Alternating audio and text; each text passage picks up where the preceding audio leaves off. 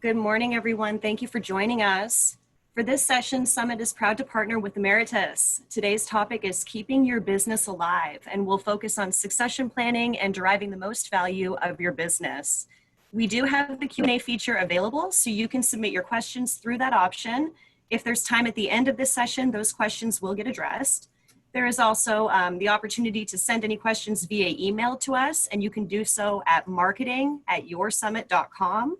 I will display that email address again near the end of our session today. So let's get started. We have two guests joining us today. Our first is Mr. Wendell Stallings. Wendell is a field director in the Advanced Markets Department of Ameritas, an insurance and financial services company headquartered in Lincoln, Nebraska. He works closely with financial advisors to deliver strategies to their clients in the life insurance, retirement income, and wealth management space.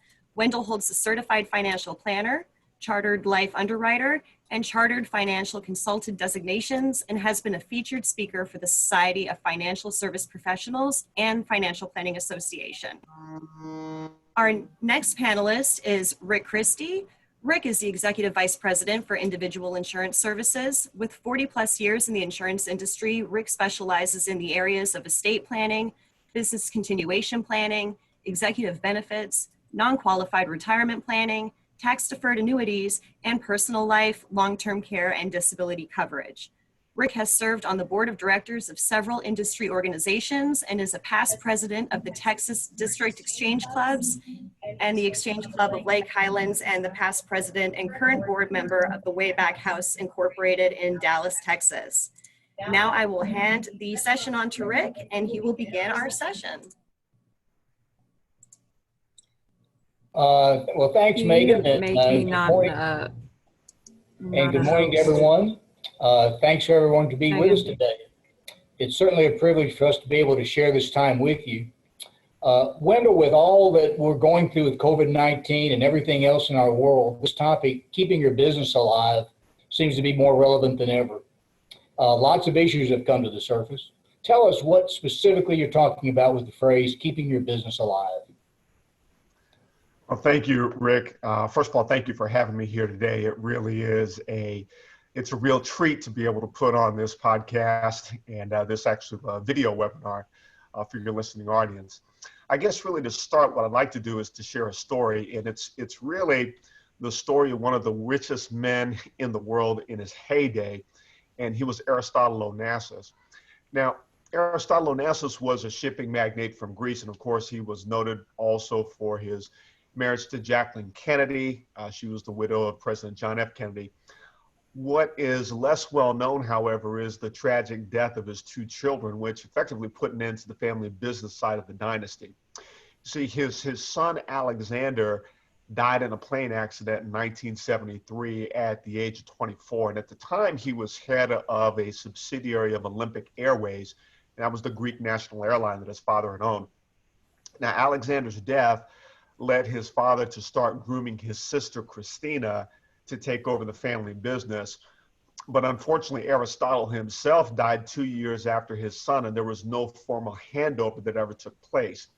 Now, Christina, for her part, she died in 1988 after suffering from long periods of depression, and her estate passed over to her daughter Athena. Athena Onassis de Miranda was her name, and she was the only surviving descendant of Aristotle Onassis. And really nowadays, we really don't hear anything about the Onassis business empire because it wasn't kept alive. And so I would say really from my standpoint, keeping your business alive, it really involves something that we call business continuation planning. Essentially, it involves active planning and engagement to derive the most value from your business whenever you as the business owner exit the business. Now, according to the Family Business Institute, only about 30% of family-owned businesses actually survive into the second generation. So to ensure the continued longevity of the business and to derive the most value from the effort that you've put into building that business, it really is important to plan how the business is going to continue once you're no longer involved. We're certainly in the midst of an unprecedented time, certainly in our lifetime. Wendell, how does the current COVID-19 pandemic factor into what we're talking about? Well, I think the pandemic has really made a lot of people realize how devastating unforeseen disruptions to our economy can be. I mean, who could have predicted at the beginning of 2020 that we'd be facing a global pandemic that would really shut down large portions of our economy for months, really, and the government officials would designate which businesses were quote unquote essential or non-essential for operation. Now, I think in many ways is the pandemic has wreaked havoc on the economy. Even with the government intervention, we have seen many small businesses and also some major well-known businesses, ones like Hertz, Gold's Gym, for example, Neiman Marcus, JCPenney, Pier 1 Imports, all these businesses have declared bankruptcy. So for those businesses that are weathering the current storm and still surviving, I think the mood has changed. I would say that consumer confidence and spending isn't what it was at the beginning of the year. There are many businesses that have had to scale back their plans for expansion and are being more conservative in their spending and their budgeting, and including building more cash reserves for the next unexpected economic disruption. So I would also say if a business owner were looking to retire or possibly sell his or her business, right now may not necessarily be the best time to do that, given the reduced revenues that many businesses are seeing, and those would produce lower valuations and consequently lower sales prices for their businesses.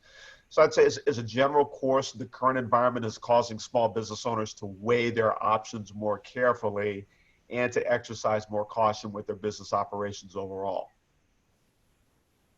That's a really good point. Here in this region, of course, we were hit with both the collapse of oil prices earlier in the year and the seemingly ongoing COVID-19 pandemic, which has put a big hole in our 2020 plans. We saw a lot of our clients start the year strong with a full pipeline of business, a lot of optimism, and then have the bottom drop out. On the other hand, I've noticed many clients are still optimistic that the business that was postponed is still there and waiting for the opportunity to really get back to the level we were all planning on. So now, Wendell, getting back to planning, in your experience, what would you say are the main differences between effective and ineffective business continuation planning? And what things keep business owners from establishing an effective continuation plan for their business? Okay, thanks, Rick. I'd say, well, the first thing is certainly having no plan is ineffective. I think that's pretty much self-evident. You'd be surprised actually at how many business owners and businesses really don't have any kind of continuation plan, or if they do, it's not written down, nor has it been communicated and agreed to by the people who would really be responsible for carrying the business forward if the current operational hierarchy were disrupted. So first and foremost, a business needs to have a continuation plan in place, and that plan needs to be in writing with the full understanding and agreement of the relevant parties. Now, as far as what things keep business owners from establishing an effective plan, honestly, I think just the busyness of life and not giving it the priority that it needs to have are the biggest obstacles. I mean, running a business effectively does take a lot of time. And business owners deal with all kinds of problems and issues. They're dealing with personnel issues. They're dealing with issues as far as client acquisition, having to put on various meetings, payroll issues, and a whole lot more. Going beyond that, to have an effective continuation plan, a business owner should be able to answer the following questions. And I'm going to go through a series of questions here that I think are important for the audience to really think about and consider as it relates to their own particular situation and if they've implemented these things for themselves. So the first question would be, has successor management been identified and trained to be able to operate the business? Now, again, this would seem like a no-brainer, but you'd be surprised at the number of businesses that haven't really thought this through, or if it has been thought through, they haven't communicated that plan to their key employees, to their family, or the other parties who would have a vested interest in knowing and being able to execute that plan. The second question would be, would the business generate a sufficient return for the owner and the owner's family? Now, if the business right now isn't generating a sufficient return, the owner has several options to consider. Now, he or she could sell the business. The owner could hire new management, maybe with some fresh ideas to improve the products or the services or even the operational efficiency to be able to increase revenue. Maybe the owner wants to consider selling certain assets or segments of the business that may be underperforming to the extent that they can be reasonably separated. Now, the third question, is there a strong desire to establish or to continue family involvement in the business? Now, when a business owner thinks that, let's say her daughter Julie is going to take over the family business, but in fact, Julie wants to go to Hollywood to pursue modeling and acting, well, there's obviously a disconnect. Oftentimes, the owners of a family business can make assumptions about the succession of the business to their children or other family members without considering the desires of those family members. I mean, as little Johnny grows, if it becomes apparent that he doesn't have either the desire or the aptitude for assuming the reins of a business, there really should be a solid plan B that's in place. Now, the fourth question is there a willing buyer for the business available? And this is really a critical question.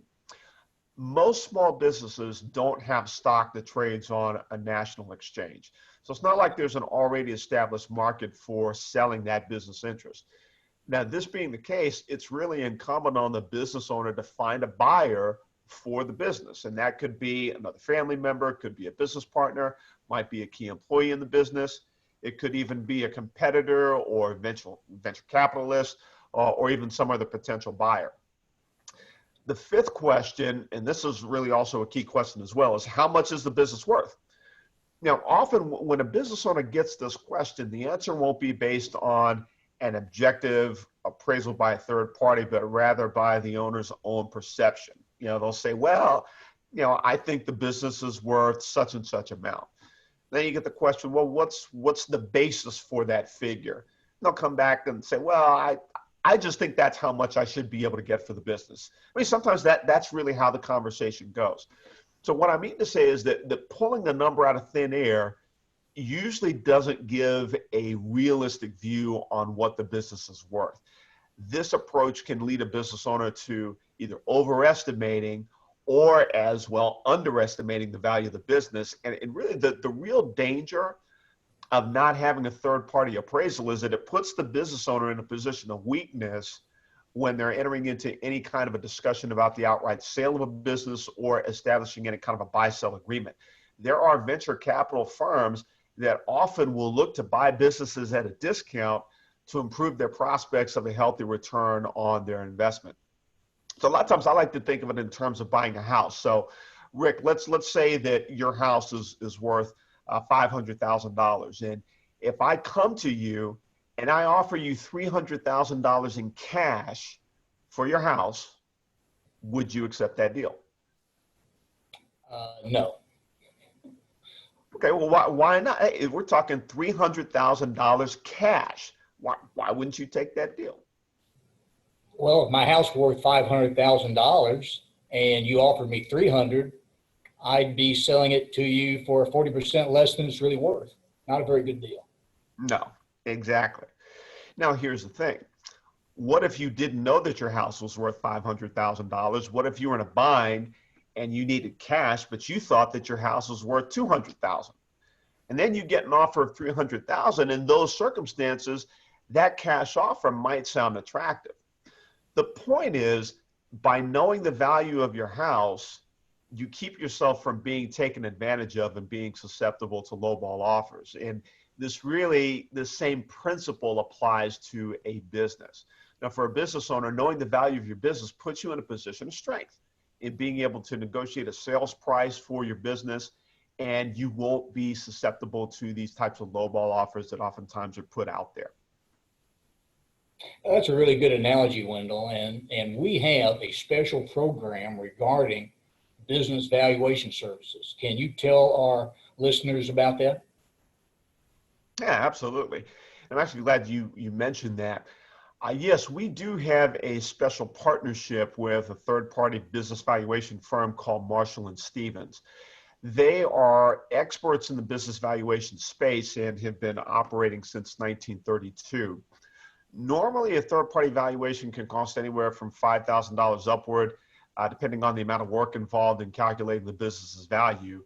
And for your clients that have a business with at least $3 million of annual gross revenue, Marshall and Stevens will perform a complimentary calculation of value. It's a valuation that because of our specific connection with Marshall and Stevens, we have a program that allows us to be able to absorb the cost and offer that without cost to your clients. It's really a great service, and it's a great value add to your business owner clients. Now, I hope you all caught that. If you have a business with at least $3 million of annual gross revenue, that's not net, but gross, we can offer you this Marshall and Stevens calculation of value for your business as a complimentary service, which can be a significant savings. And there's really no strings attached. Wendell, are there any other factors or questions business owners need to consider regarding an effective continuation plan?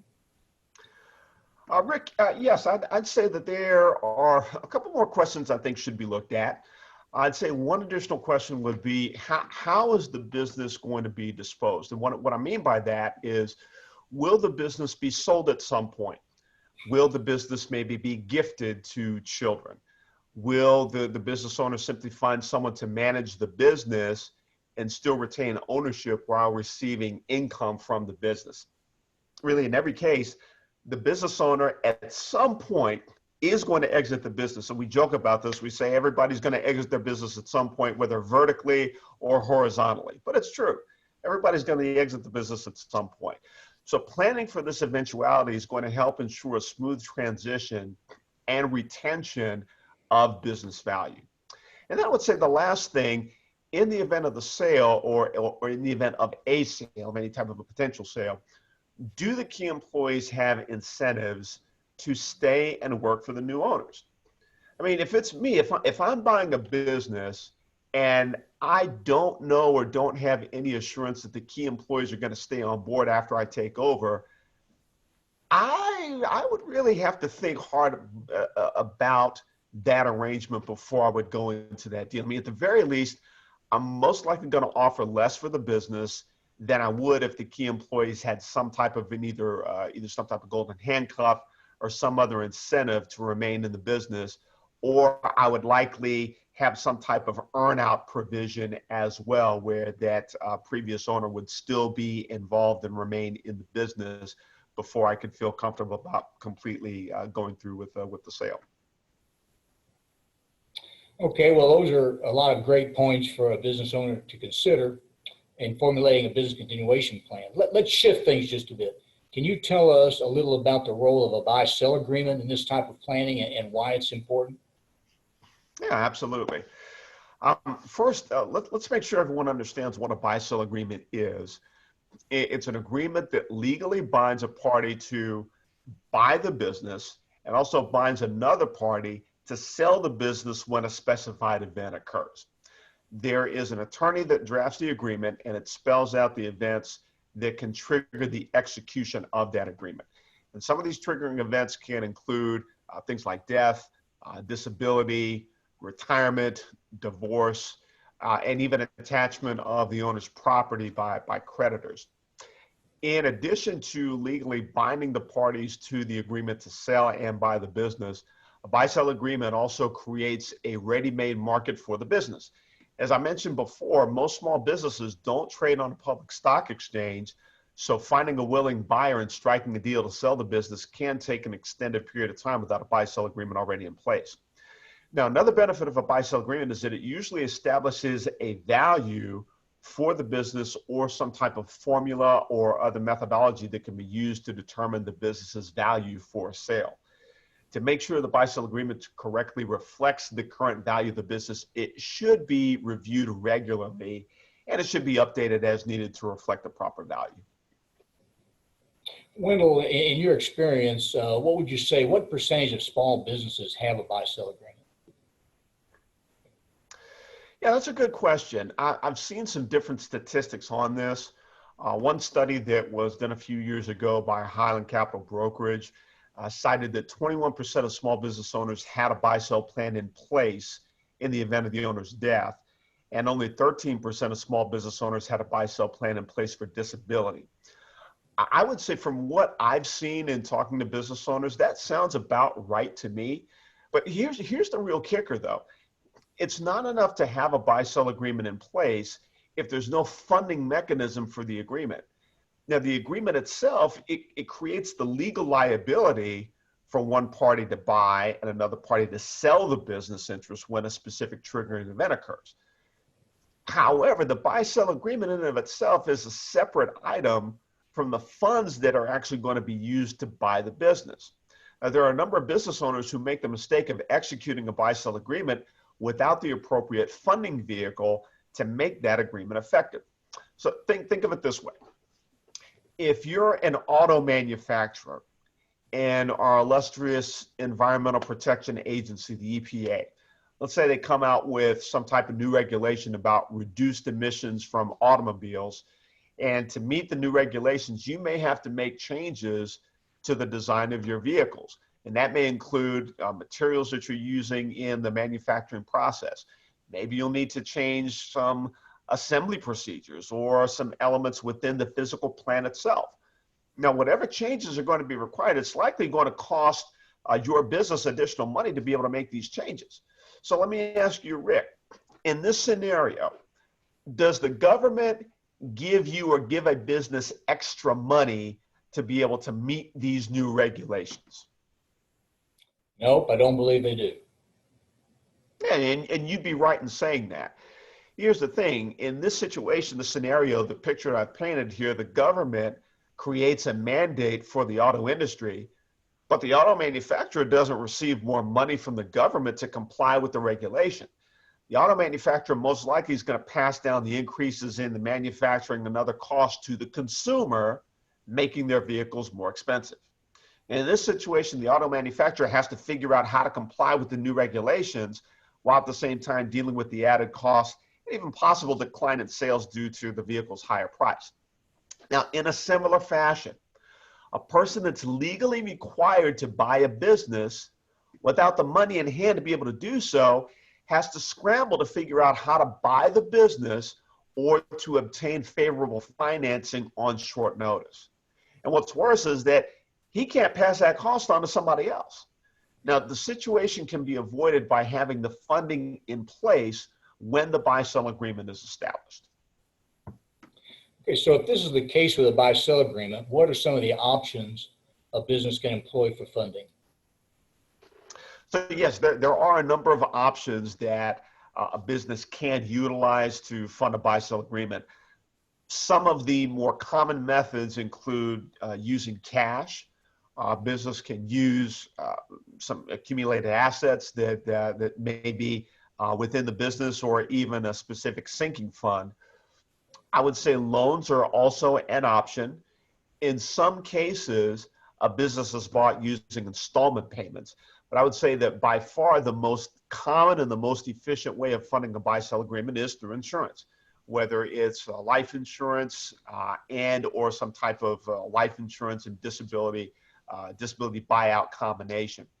Now, in some cases, a combination of all these payment methods that I've mentioned can also be employed. Okay, thanks. So Wendell, what are the most common types of buy-sell agreements? Rick, the two most common types of buy-sell agreements are what we call the cross-purchase agreement and also the stock redemption or the entity purchase agreement. Now, in a cross-purchase agreement, the parties to that buy-sell agreement, what they will typically do is they'll purchase a life insurance policy on one another in the amount of their proportionate share of the value needed to purchase the interests of the insured in that business. So when one of the owners passes away, the other parties receive the death proceeds as beneficiaries of those policies, and thus they would have at that point the liquidity to purchase the deceased owner's share of the business. So let me give you an example. Let's say that we have two owners in a $6 million business. We have Jack, whose share of the business is $2 million, and Daniel, whose interest in the business is $4 million. So it's split that way. $6 million business, Jack has $2 million, Daniel has $4 million. In a cross-purchase agreement, Jack would buy a life insurance policy on Daniel with a $4 million death benefit. Now, conversely, Daniel would also purchase a $2 million policy on Jack. And so if Jack passes away, Daniel receives the $2 million death benefit, which is going to be used to purchase Jack's interest in the business. And what that would do is that would leave the entire $6 million business in Daniel's hands. Now, for an entity purchase agreement, it also involves the business purchasing, really it involves the business itself, purchasing policies on each of the partners or the shareholders in a closely held business. And when that partner or shareholder dies, the business itself would receive the death proceeds and buy out the deceased owner. Okay, Wendell, thanks. Last question. You've given everyone some great information on the need to engage in the business planning process for business continuation, on what makes a business continuation plan effective, and on the importance of funding a buy-sell agreement. Do you have any feedback now on what business owners can do today to increase the value of their business? Absolutely. I would say, first of all, consider the appearance of the physical structure of your business. I mean, it really should be neat. It should be visually appealing to a potential buyer. Now, you don't have to do a complete overhaul, but an attractive physical space that's clean and smartly furnished, I think, makes a good first impression on a prospective buyer. I would say next, have documented manuals for business operations and procedures. Now, these can be used by the new owner as an important reference. Next, golden handcuffs or some other solid incentive for employees to stay on board for new ownership. It's important to hold on to your workforce and to keep them engaged when a potential sale is in the works. So just as important is making sure that the business is able to operate efficiently without you. Otherwise, the new ownership is likely going to want to retain your services in the business for a time. And as I mentioned before, include some type of earn-out provision as a safeguard against any type of lackluster results after the sale's been consummated. Next, make sure that you keep the business moving forward. Be sure to continue servicing the existing customers that you have while you're still acquiring new ones. And don't let the bulk of your sales results come from a small percentage of your customer base. To the extent that you can diversify and expand that customer base, that certainly will help you from the standpoint of a potential buyer coming in and looking at the distribution of your sales results among your entire customer base. You want to make sure that you show strong results throughout the period of the due diligence period. You don't want to let your business lag during that period. You want to make sure that you're showing strong results throughout to justify the asking price that you are making, and so as not to give the prospective buyer a reason to lower the offer that they've given to you. And so I would say, just to kind of wrap things up and to summarize, a buy-sell agreement that's used in business continuation planning can do a number of things. First of all, it identifies the successor for the business. That's key. It's incredibly important to identify a successor for the business.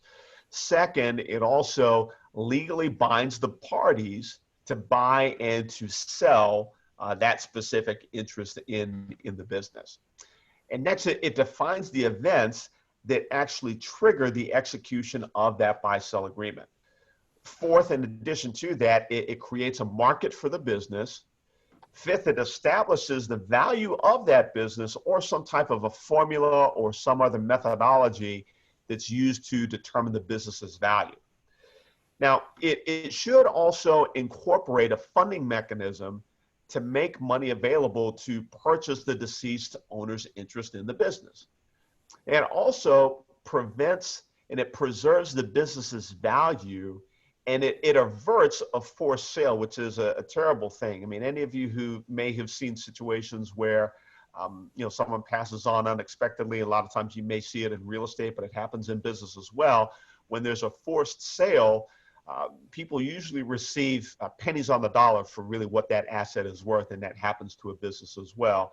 Having a buy-sell agreement really averts and prevents that forced sale situation. It also increases a business's value relative to peers without a continuation plan, and it also increases the business's creditworthiness. So now I know for the most part, we're just about out of time. So I would like to say just to close that for anyone who's listening today in the listening audience, if you operate a successful business, that business contributes to the success of the overall economy. And I think if anything, the COVID-19 crisis has shown how interconnected our economy really is. I mean, the fact is your customers, your employees, your suppliers, vendors, creditors, all these people have a vested interest in your business continuing to be successful. And quite frankly, so do you. Aristotle Onassis was one of the richest men in the world, and yet we don't hear about his business empire today. So please, don't let procrastination in this area of effective planning destroy years of your hard work and kill your business. Because with some time and attention, you can avert disaster and set up your business to thrive well after you've left it. And the people I mentioned who have invested in your business's success will most certainly thank you. Well, Wendell, thank you for being our guest today.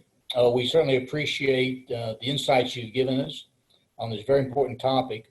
For everyone that's listening, if what Wendell has shared with you today resonates with you, if you have any concerns about the continuation planning you have or haven't done for your business, we'd love to talk to you. Don't let inaction be the demise of your business. A conversation doesn't cost anything, but might help further uncover some gaps in your planning that can make a difference between your business being one of the 30% that survives, or maybe one of the 70% that don't make it past the first generation. So we'd love to talk to you. Contact us, and we'll look forward to hearing from you. So that concludes our remarks today. Megan, I'm going to pass it back to you to kind of close up for us. Fantastic. Thank you, Rick. Well, I would like to thank Wendell Stallings and Rick Christy for their time and sharing this valuable information with us today. And we would like to thank all of you for joining today's session. Please be sure to follow us on social media. We do have another webinar upcoming on Thursday, October 1st at 9 a.m. Central. In that session, we will be joined by Jean Goldman, Chief Investment Officer and Director of Research at Cetera Investment Management, and Casey Skidgel with Summit Financial Group Incorporated. This session will focus on the financial preparations and ramifications ahead of the upcoming election. So please keep an eye out for that information, and we hope you'll be able to join us. We also have COVID-19 resources available on our website, so please take a look at that for more information. But for now, thank you for joining us. Have a great rest of your day and stay safe.